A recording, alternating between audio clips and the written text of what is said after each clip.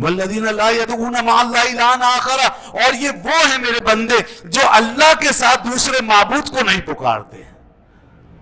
کیا فرمایا؟ دوسرے معبود کو نہیں پکارتے. اور لوگوں نے مطلق پکارنے پہ پابندی لگا رکھی، کہتے ہیں جی کسی کو بھی پکارو شرک ہو جاتا ہے.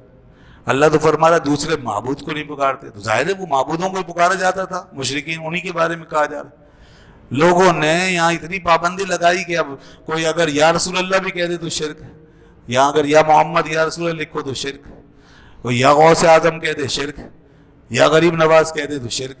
یہ پوری دنیا میں شور مچا دیا، سب جگہ شرک. لاکھوں کروڑوں لوگ، اور وہ کتنی صدیوں سے جو کہتے آ رہے ہیں سارے شرک کر رہے تھے، سب مشرک ہو گئے. قرآن کو سمجھا ہی نہیں، صرف ایک جگہ سے آیت لی کوٹ کر دی. یہ پوری آیتیں لیں، یہاں فرما رہا ہے دوسرے معبود کو. تو کوئی یا رسول اللہ جب کہہ رہا ہے تو کیا رسول معبود ہیں؟ نہیں، اللہ نے معبود کو پکارنے سے منع کیا ہے، محبوب کو پکارنے سے تھوڑی منع کیا ہے. ہم محبوب سمجھ کے پکارتے ہیں، محبت سے پکارتے ہیں. محبت میں تو آپ کو پتا ہے نا کہ عاشق کا کیا حال ہے، کیا کوئی کیفیت ہوتی ہے. کیوں نہیں پکارے؟ جب اس پہ غلبہ ہے محبت کا تو کیوں ہی نہیں یاد کرے گا وہ اپنے محبوب. اب جس پہ غلبہ ہی نہیں ہوتا وہ کہاں سے پکارے؟ تو اس لیے یہ معبود اور محبوب کا فرق فرمایا. جو کسی کو معبود سمجھ کے نہیں پکارتے، دوسرے الہ کو نہیں پکارتے، یعنی شرک نہیں کرتے،